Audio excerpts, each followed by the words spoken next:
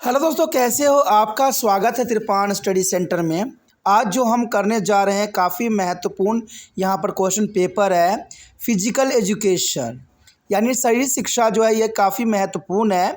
आपके समक्ष त्रिपाण study centre 3 जो है सेट प्रस्तुत करेगा जो कि काफ़ी महत्वपूर्ण एग्ज़ाम पॉइंट ऑफ व्यू से बनता है। इसमें से 2 को आपको सोल्यूशन करना है और तीसरा जो एग्ज़ाम में आएगा वो आपको सोल्यूशन किया हुआ मिलेगा जो काफ़ी महत्वपूर्ण रहेगा और ये काफ़ी महत्व रखेगा एग्ज़ाम पॉइंट ऑफ व्यू से। और यहाँ पर त्रिपाण स्टडी सेंटर विश्वास दिलाता है कि अगर आप तीनों क्वेश्चन पेपर अच्छे से कर लेते हो तो शायद ऐसा कोई भी क्वेश्चन ना हो जो आप जो है एग्ज़ाम में अटैम्प्ट ना कर सको। इसलिए इस फिजिकल एजुकेशन का पेपर को अच्छे से कीजिए, समझिए। और सबसे महत्वपूर्ण बात ये रहेगा कि ये हिंदी इंग्लिश दोनों माध्यम में रहेगा जो कि काफ़ी महत्वपूर्ण बना देता है। तो देखते हैं हमारा यहाँ पर फिजिकल एजुकेशन का क्या क्वेश्चन पेपर आया है। यहाँ पर जो हम करने जा रहे हैं काफ़ी महत्वपूर्ण यहाँ पर क्वेश्चन पेपर है कक्षा 12वीं सीबीएसई एनसीईआरटी के अंतर्गत शारीरिक शिक्षा यानी फिजिकल एजुकेशन का जो यहाँ पेपर है एग्ज़ाम पॉइंट ऑफ व्यू से काफ़ी महत्वपूर्ण है और ये एग्ज़ाम में आने के 100% चांसेस रहेंगे। तो इसको जो है बहुत ही समझ और समझदारी से आपको करना है और हर एक क्वेश्चन को अच्छे से एनालाइज करना है और ये आपके लिए काफ़ी महत्वपूर्ण बन जाता है। चलिए देखते हैं हमारा यहाँ क्वेश्चन क्या आया है। नीचे 2 कथन दिए गए हैं जिनमें से एक दावा है यानी अभिकथन है जिसे ए से हम रिप्रेजेंट करेंगे, ठीक है, और दूसरा जो है कारण है जिसको आर से हम रिप्रेजेंट करेंगे। और यहाँ क्वेश्चन है अभिकथन यही कहता है यानी दावा यही है कि भी विटामिन सी की कमी के कारण होता है। यहाँ पर दावा देखिए साफ है, कीवी जो है विटामिन सी की कमी के कारण होता है और यहाँ पर कारण ये बताई जा रही है कि यह बीमारी तब शुरू होती है जब आहार में लंबे समय तक ताज़ी सब्जियों और फल शामिल नहीं होती हैं। यानी यह बीमारी तब शुरू होती है जब आहार में लंबे समय तक ताज़ी सब्जी और फलों को शामिल नहीं किया जाता है। It mean to the here or given below are the 2 statements, one of which is the label as a assertion A and the other is a label as a reason R. Assertion is here, scurvy is causing a due to the deficiency of vitamin C. You know that is assertion here, scurvy is the causing due to the deficiency of vitamin C, and reasons here the disease set when to be died does not be included fresh vegetable and fruit for a long time. Option पे अगर हम बात करें तो कहता है कि दोनों ए और आर सत्य हैं। आर जो है एक ही सही स्पष्टीकरण कर रहा है। बी कहता है दोनों ए और आर सत्य हैं और आर ए का स्पष्टीकरण नहीं कर पा रहा है। सी कह रहा है ए सच है लेकिन आर गलत है। डी कह रहा है गलत, ए गलत है और आर सही। देखिए क्वेश्चन काफ़ी महत्वपूर्ण है और समझने की ज़रूरत है। समझिए, क्या इसकी भी विटामिन सी कमी के कारण होता है? आपने कभी पढ़ा है? हाँ, ये तो बात सही है, इसकी भी विटामिन सी की कमी के कारण ही होता है। तो इसका मतलब देखा जाए तो ये कथन सही है। अब कारण देखिए क्या है, यह बीमारी तब शुरू होती है जब आहार में लंबे समय तक ताज़ी सब्जियां फल शामिल नहीं होता है। तो क्या ये बात सही है? देखिए बात तो सही है कि अगर आप हरा ताज़ा सब्जी और फल को अपने आहार में शामिल नहीं करोगे तो ये बीमारी हो सकती है, लेकिन ये किस सब्जी के कारण होती है और किस फल न खाने के कारण होती है इस बात की यहाँ पर व्याख्या नहीं की गई है। अब सब्जी की बात की गई है, फल की बात की गई है तो इसमें तो हर तरह की विटामिन पाई जाती है, लेकिन इसकी भी विटामिन सी के कारण होती है। और विटामिन सी किस में पाई जाती है? इस फल की यहाँ पर कोई जिक्र नहीं हुआ है। तो देखा जाए यहाँ पर अभिकथन इसकी भी विटामिन सी कमी के कारण होता है, सही है।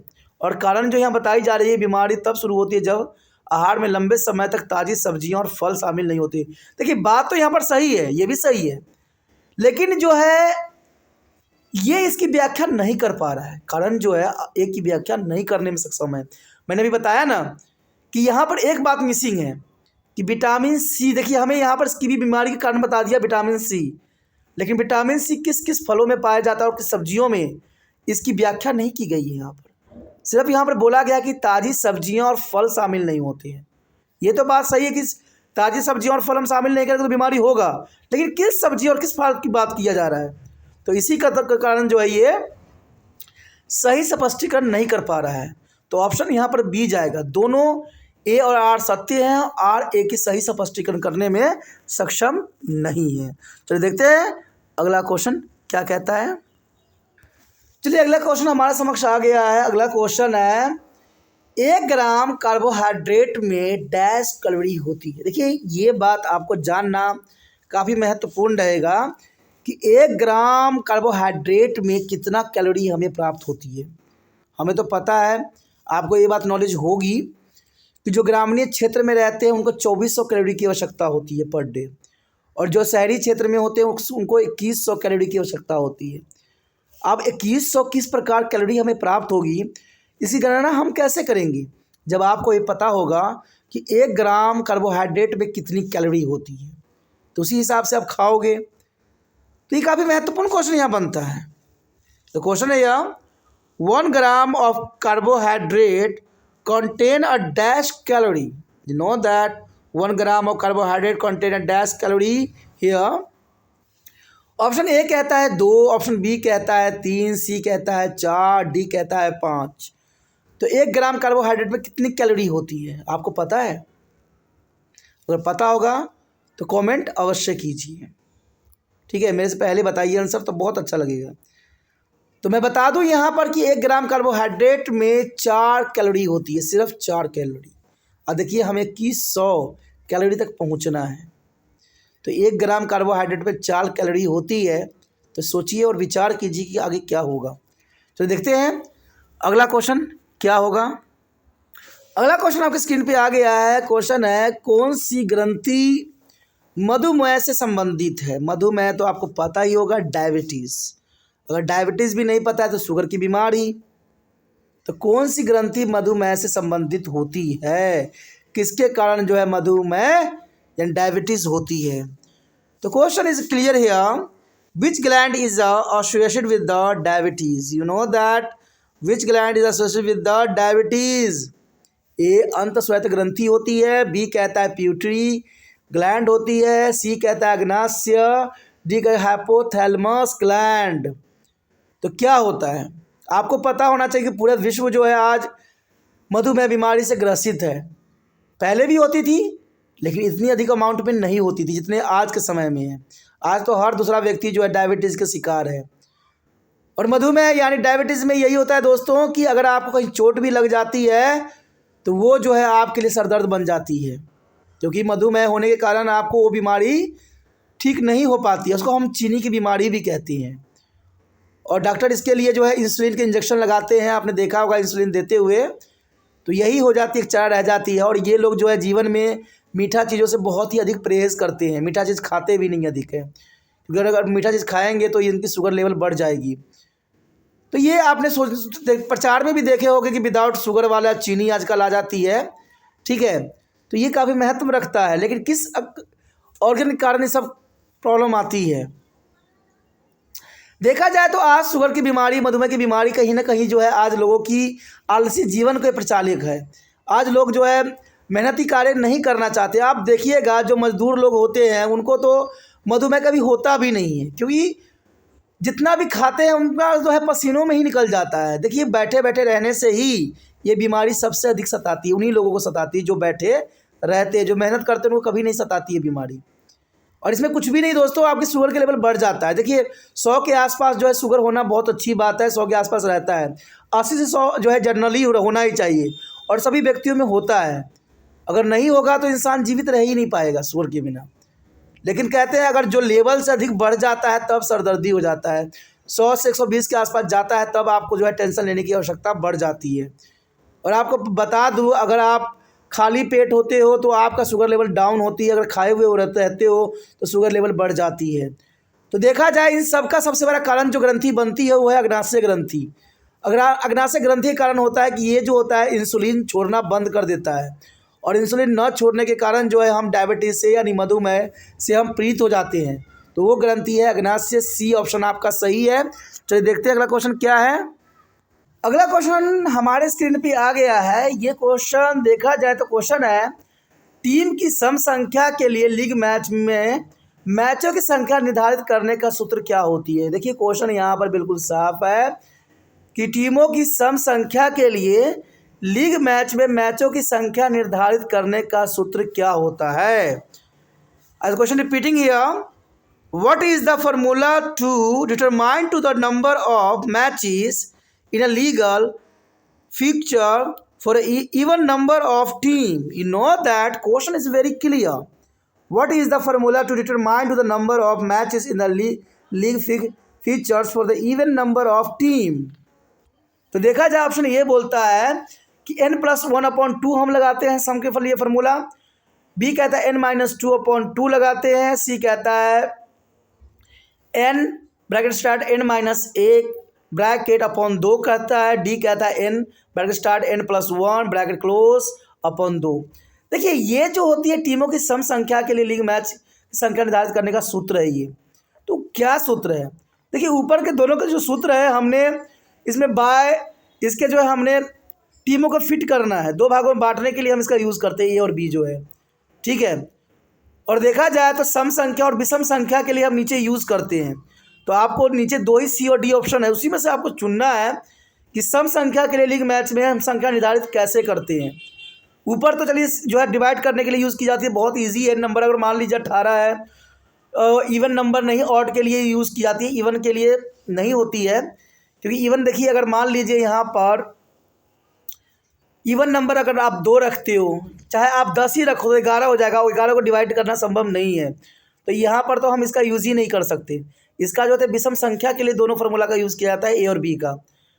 तो यहाँ पर सिर्फ सी और डी ऑप्शन रह जाता है। तो जनरल सी बात, अगर सम संख्या की बात की जा रही है, सम संख्या की, तो इसका मतलब ऑप्शन कौन सा सही होगा? क्या आप बता सकते हो ऑप्शन कौन सा सही होगा? आपने पढ़ा होगा, समझ होगी तो जरूर बताओगी।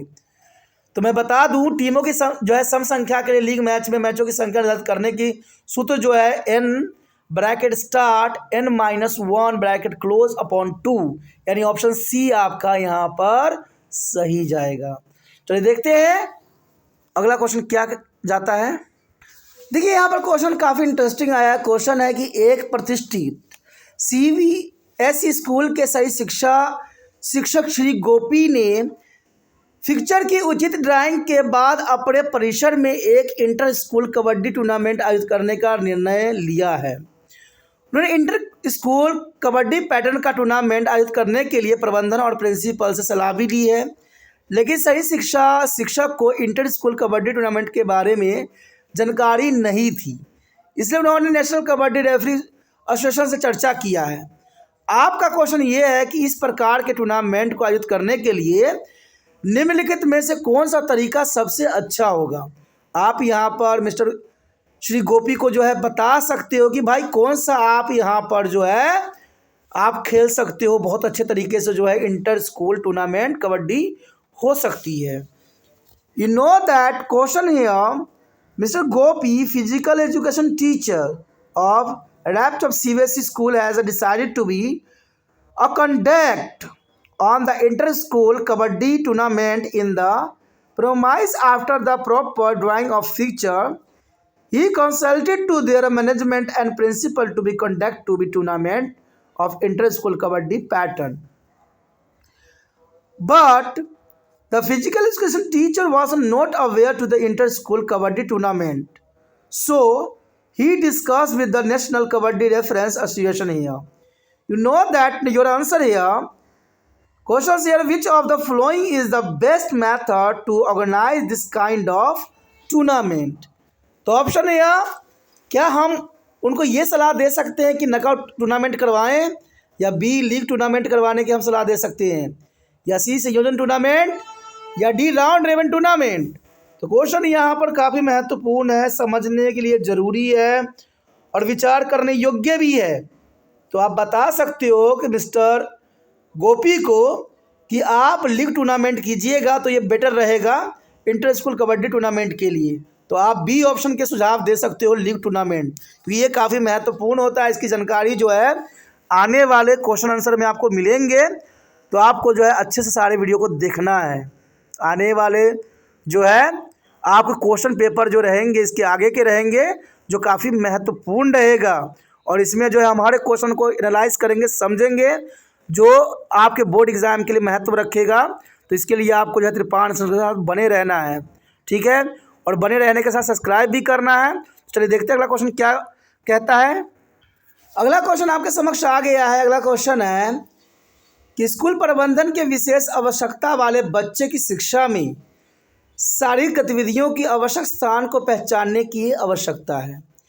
इनमें से कौन सा विशेष आवश्यकता वाले बच्चों में शारीरिक गतिविधियों के परिणाम में से एक नहीं है। यानी इसमें से कुछ अच्छे परिणाम दिए गए हैं, लेकिन आपको जो है उस परिणाम को ढूंढना है जो सही विकल्प के रूप में नहीं है। तो क्वेश्चन है यार, school management need to be recognize the essentially place of physical activity in the education of children with social needs. Which of this is not one of the result of the physical activity in a children with a special need? You know that option here, क्या ए आत्मविश्वास में सुधार करने के लिए, B सहन शक्ति में सुधार, या सी अवसाद में वृद्धि, या सी बेहतर हाथ आंख अवनमन। देखिए क्वेश्चन यहाँ पर समझने योग्य है और विचार करने लायक है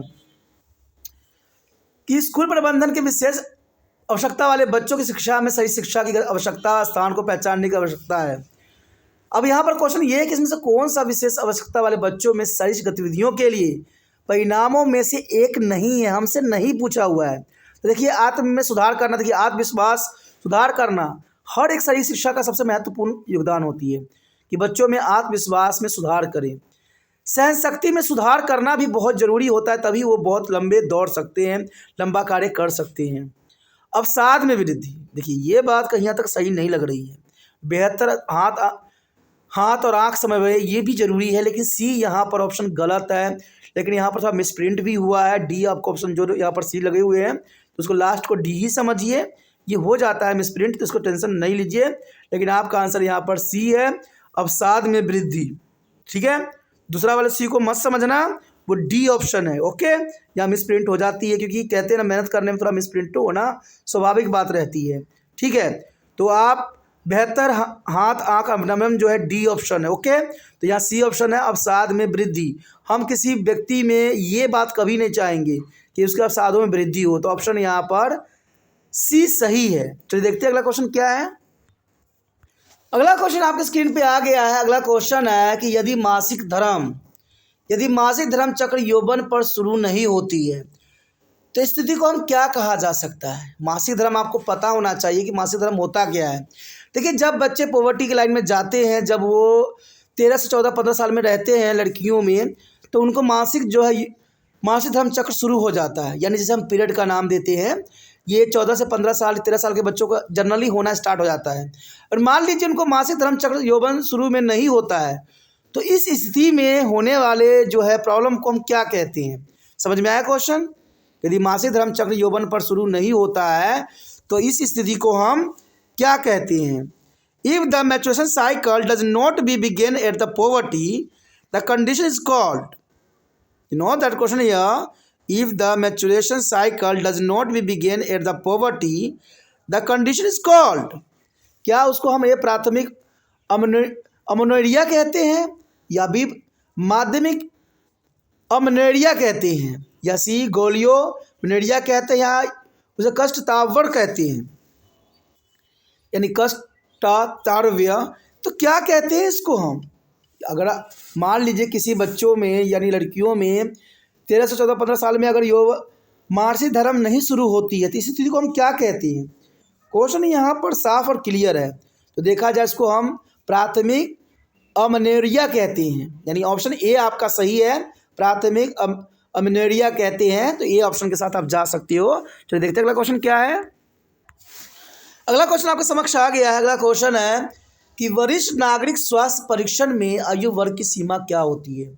आपने ये टेस्ट भी पढ़ा होगा। वरिष्ठ नागरिक स्वास्थ्य परीक्षण में जो आयु की वर्ग रखी जाती है वो क्या है। तो ये काफ़ी महत्वपूर्ण बात है। देखा जाए तो senior citizen fitness test the range of age group is the senior citizen fitness test. The range of age is group is A 60 to 94, B 55 to 79, C is 65 to 95, and D 50 to 90. You know that question is very interesting. देखा जाए तो काफ़ी महत्व रखेगा कि वरिष्ठ नागरिक स्वास्थ्य परीक्षण आयु वर्ग कितनी होती है. तो इसका जनरल सी यहाँ पर आंसर है 60 से 94 साल होती है, यानी 60 to 94. ऑप्शन ए यहाँ पर आपका सही जाएगा. तो option A 60 to 94. And let's see next question है. अगला क्वेश्चन आपके स्क्रीन पे आ गया है. अगला क्वेश्चन देखिए. क्वेश्चन है क्लोफोसिस. क्लोफोसिस को डैश के रूप में भी जाना जाता है. एक क्लोफोसिस होती है तो उसको हम किस और रूप में जानते हैं. क्वेश्चन यहाँ पर काफ़ी दिलचस्प है. The question here clofosis is also known as. क्या इसे हम हेलो बैक कहते हैं, या बी हंच बैक कहते हैं, या सी कब बैक कहते हैं, या डी दोनों, ए और बी. तो क्वेश्चन तो यहाँ पर काफ़ी महत्वपूर्ण है और समझ वाली है. तो देखा जाए क्लोफोसिस को हम हंच बैक कहते हैं. क्लोफोसिस का दूसरा नाम जो है हंच बैक है, यानी ऑप्शन बी सही है. चलिए देखते हैं आगे क्या सही है. अगला क्वेश्चन आपकी स्क्रीन पे आ गया है. देखिए क्वेश्चन है किस टूर्नामेंट को राउंड रिबन टूर्नामेंट भी कहा जाता है. किस टूर्नामेंट को राउंड रिबन टूर्नामेंट के नाम से भी जाना जाता है. क्वेश्चन समझ में आया आपको. This tournament is also called round ribbon tournament. You know that this tournament is also called round ribbon tournament. क्या ए लीग टूर्नामेंट को कहते हैं, या बी कॉम्बिनेशन टूर्नामेंट को कहते हैं, या सी नॉक आउट टूर्नामेंट को कहते हैं, या डी चैलेंज टूर्नामेंट को कहते हैं. तो यहाँ पर काफ़ी महत्वपूर्ण आंसर है और क्वेश्चन भी महत्वपूर्ण है. आंसर देखिए इसका है कि राउंड रिबन टूर्नामेंट को जो दूसरा नाम है वो लीग टूर्नामेंट है, यानी ऑप्शन ए सही है. यानी हम राउंड रिबन टूर्नामेंट को लीग टूर्नामेंट के नाम से भी जानते हैं. तो ऑप्शन ए सही है. चलिए देखते हैं हमारा अंतिम क्वेश्चन क्या है. अगला क्वेश्चन हमारे समक्ष में आ गया है जो अंतिम है. देखिए क्वेश्चन है कि निम्नलिखित में से कौन सा योजना को उद्देश्य में से एक नहीं है, यानी योजना के अंतर्गत ये नहीं है. तो क्वेश्चन यहाँ पर बहुत ही साफ और क्लियर है. Which of the following is a not one of the objective planning here. Which of the following is not one is the objective planning here. कह रहा है क कह रहा है रचनात्मक बढ़ाने के लिए, ख कह रहा है कार्य कुशलता बढ़ाने के लिए, ग कह रहा है गलतियों की संभावना बढ़ाना, घ कहता है खेल योजना को बढ़ाना. अब देखिए जब ऑप्शन हम पढ़ते हैं ना तो हमारे दिमाग में ट्रैक कर जाती है कौन सा सर सही होगा. इसमें बोला है कि कौन सा योजना के उद्देश्य में एक नहीं है. और योजना के उद्देश्य में क्या नहीं हो सकता. रचनात्मक को बढ़ाने के लिए रचनात्मक बढ़ाना बहुत ज़रूरी है, तभी खेल की जो है गुण बढ़ेगी. कार्य कुशलता में बढ़ाने के लिए भी बात सही है, लेकिन हमसे यहाँ पर गलती पूछ लिया है कि भाई इसमें से कौन सा जो है हो सकता है. तो देखिए यहाँ पर क्या ये हो सकता है, ये गलतियों की संभावना बढ़ाना. कौन चाहेगा कि आप बार बार गलतियाँ करें और बार बार जो है टीम को हराएं. तो यहाँ पर देखिए सी ऑप्शन सही है, यानी ग ऑप्शन यहाँ सही है. गलतियों की संभावना को बढ़ाना, हमसे यहाँ पर गलतियाँ ही पूछ रखा है, नहीं ही पूछ रखा है. तो यहाँ पर ग यानी सी ऑप्शन आपका सही जाएगा, जो कि काफ़ी महत्वपूर्ण था. तो इसी के साथ हमारा क्वेश्चन ख़त्म हो जाता है जो काफ़ी महत्वपूर्ण था. आगे जो है हमारे लिए बहुत ही महत्वपूर्ण क्वेश्चन आंसर आने वाला है, तो आपको त्रिपाण सेंटर के साथ बने रहना है. ठीक है, हम वो सारे क्वेश्चन महत्वपूर्ण एनालाइज करेंगे जो बोर्ड एग्ज़ाम में आएंगे. तो ये आपके लिए बहुत ही महत्वपूर्ण बन जाता है, और इसके लिए आपको त्रिपाण सेंटर के साथ बने रहना है. और ये मैं धीरे धीरे आपके लिए रखूँगा और ये आपको समक्ष दिखेगा. तो इसके लिए जो है आपको सब्सक्राइब भी करना ज़रूरी है. और ये सब तब होगा जब आप इस वीडियो को शेयर कीजिएगा, क्योंकि त्रिपाण स्टडी सेंटर का एक ही लक्ष्य है, शेयर ही केयर है. दूसरे बच्चे तक पहुँचेगा तो उनको समझ भी आएगी, आपको भी समझ आएगा, क्योंकि दूसरा का भलाई करने वाला व्यक्ति कभी भी जो है गलत नहीं होता. वो सदैव ही उच्च होता है। तो शेयर ज़रूर कीजिए, और शेयर करने के लिए कुछ नहीं करना है, यूट्यूब से लिंक को कॉपी करना है और व्हाट्सएप एड्रेस पर लगाना है। और व्हाट्सएप एड्रेस पर लगाइएगा तो जो भी आपके कॉन्टैक्ट में होंगे उनको ये वीडियो ज़रूर दिखेगी, वो ज़रूर पढ़ेंगे और ज़रूर एग्ज़ाम की तैयारी करेंगे। और ये मेरे लिए बहुत ही अच्छा रहेगा, क्योंकि आने वाला जो है वीडियो वो सारे क्वेश्चन आंसर है जो मैं आपके समक्ष में 10-15 क्वेश्चन रखूँगा जो एग्ज़ाम व्यू में आएंगे, और एग्ज़ाम में आने के 100% चांसेस है, क्योंकि वो क्वेश्चन होंगे इम्पोर्टेंट। तो सोचिए नहीं, विचार न कीजिए, अभी तिरपान स्टडी सेंटर को सब्सक्राइब करके मोबाइल में सेव कीजिए।